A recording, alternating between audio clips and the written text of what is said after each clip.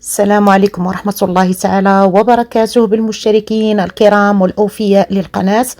كنرحب بكم اليوم في فيديو جديد ووصفة جديدة إن شاء الله. كيف ما أجرت العادة دائما وأبدا، وقبل ما كنبدا معكم أي وصفة كنتمنى وكنطلب الله سبحانه وتعالى تكونوا كلكم بخير وتكون الظروف ديالكم على أحسن ما يرام. وصفة اليوم هي لنوع من أنواع الحلوى اللي كتسمى بالفقاص. غنعمل فيها فواكه جافة وفواكه كذلك طرية جافة. غنعمل حبوب اليانسون. غنعمل فيها عدة مكونات اللي غتعطينا واحد الطعم واحد النكهة في هذا النوع من أنواع الحلويات. تبعوا معايا المراحل كلها اللي مريت منها. بسم الله على بركة الله. اللهم صل وسلم وبارك على سيدنا وحبيبنا وشفيعنا محمد وعلى آله وصحبه أجمعين. اللهم إنك رزقتنا ومنحتنا نعم كثيرة لا تحصى ولا تعد، فنسألك يا رزاق يا كريم أن تحفظها لنا من الزوال. المكونات إن شاء الله اللي غنحتاجه في هذه الوصفة ديال الفقاص، هنا عندنا كوب صغير من اللوز اللي غسلناه جيدا ونقعناه في ماء الزهر. كنحتفظوا بنفس الكوب اللي تم فيه المقياس، وكنضيفوا فيه ماء الزهر. عندنا ملعقة كبيرة من النافع أو اليانسون بعد ما كنزولوا له الأحجار والأعواد اللي كتكون موجودة فيه بدون غسل. وعندنا ملعقة كبيرة من الشمر أو الحبة الحلوة. بالنسبة للشمر أو النافع عندهم نفس الفوائد، كتختلف فقط في الرائحة. الشمر فهي أنثى لليانسون أو النافع، كتكون حبات صغيرة، والنافع أو اليانسون كيكون حبات طويلة ورقيقة، هذا ذكر.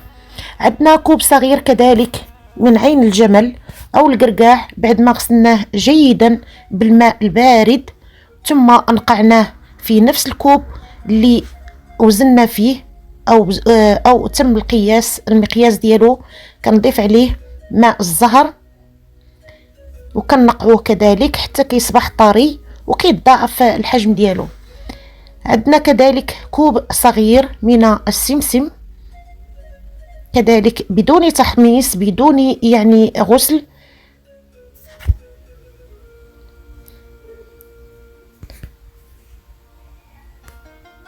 عندنا كذلك 6 حبات من البيض كبيرة الحجم، في حالة كانوا البيضات صغيرة كنعملوا 8 حبات. بالنسبة للسكر أو السكر الخشن رقيق الحبيبات 200 غرام، ولكن أنا اليوم غنعمل فقط 100 غرام.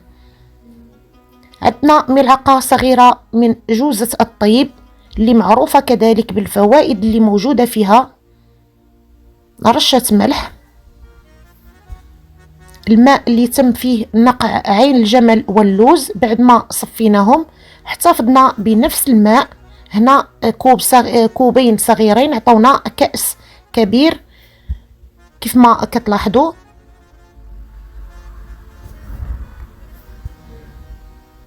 عندنا كذلك 100 غرام من المونغ أو المنجة المجففة اللي كتكون رقيقة، الشرائح رقيقة ومسكرة، اللي غيتم القطع ديالها إن شاء الله إلى قطع صغيرة. عندنا كذلك كيسين من سكر فانيليا وكيسين من بيكين باودر أو خميرة الحلويات من وزن 8 غرام، يعني 16 غرام اللي غنضيفوا في هذه الوصفة.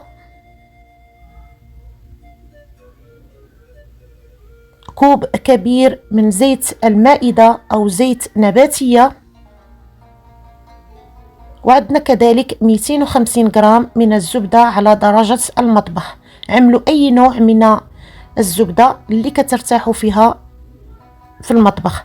أما الدقيق، هنا عندنا الدقيق الأبيض الناعم الخاص بالحلويات بعد ما كنخلوه كنحتفظوا به. الكميه غنحتاجو تقريبا من كيلو ونصف الى 2 كيلو ان شاء الله، على حسب النوع.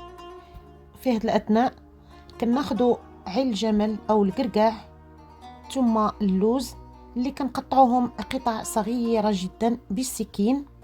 بالنسبه لحبات اللوز، في حاله لا كانوا الحبات كبيره كنقطعوها على 3، حبات صغيره كنقطعوها على 2.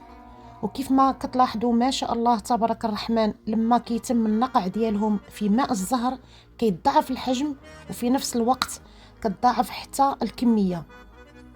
اللي حضرناها كنوضعوها في اناء، ثم الى جنب كنضيفوا باقي المكونات: اليانسون، الشمر، السمسم، ثم كناخذوا المانجا او المونغ شرائح اللي كنقطعوها كذلك قطع صغيرة جدا.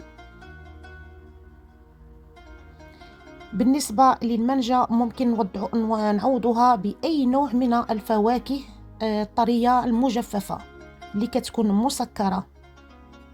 كناخدو البيض كنخفقوه جيدا مع رشة من الملح حتى كيتغير اللون وكيتضاعف في نفس الوقت.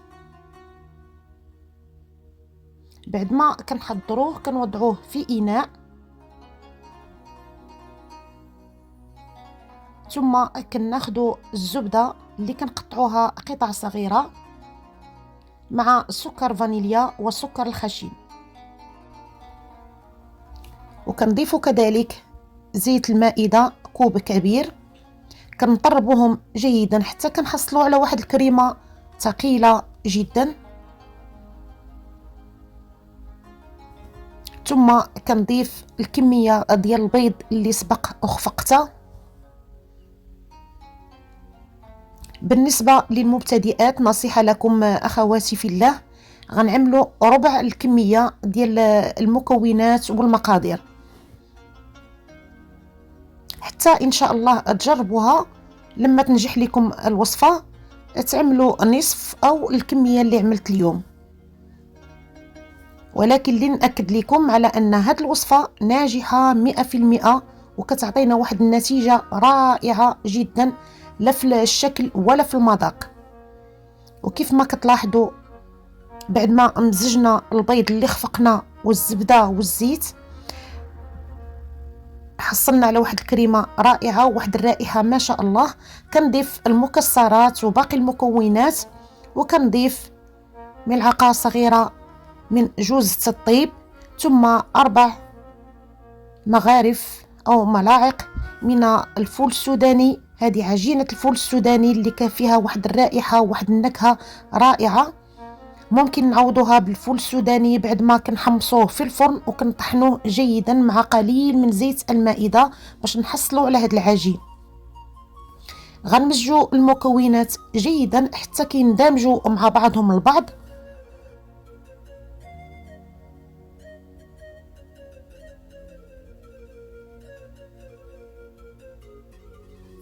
وكنضيف ماء الزهر كيف ما كتلاحظوا، ما كنضيفوش في دفعة واحدة، في كل مرة كنضيف قليل منه.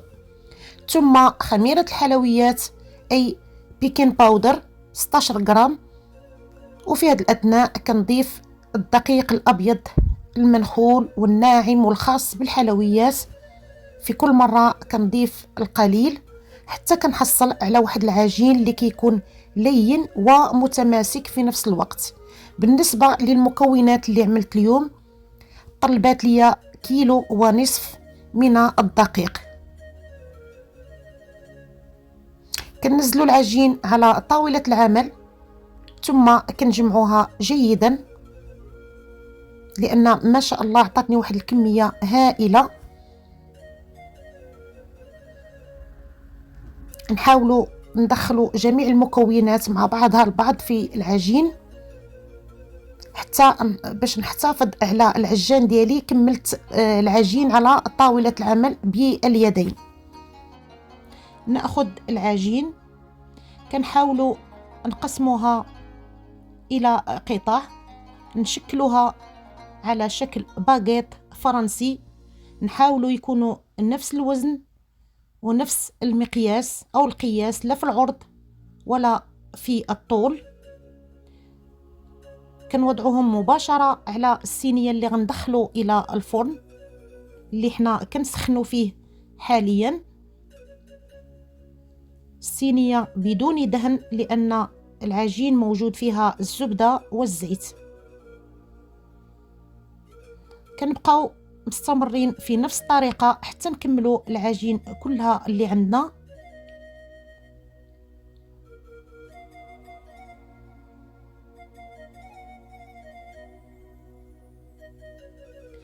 من بعد غناخدو صفار البيض، غنوضعوه على لي باغيت ديال الفقاس من الفوق في الجوانب.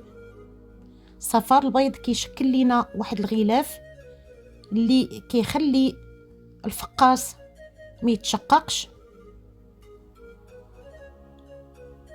كأن عملنا واحد الغلاف ديال الجبس. من بعد غندخلو الصينيات الى الفرن اللي سخناه جيدا. غنزلو الحرارة الى 150.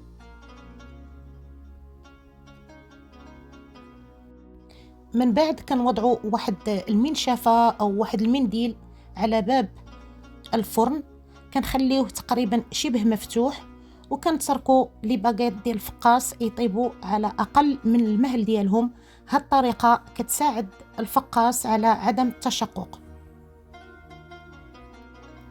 لما مرات تقريبا ساعه ونصف من طبيعه الحال مع المراقبه، النتيجه اللي حصلنا عليها كيف ما كتلاحظوا ما شاء الله لي باغيت الفقاس ذهبي من الفوق ومن التحت، وحتى الشكل اللي عملنا بالفرشاة شكل جميل جدا.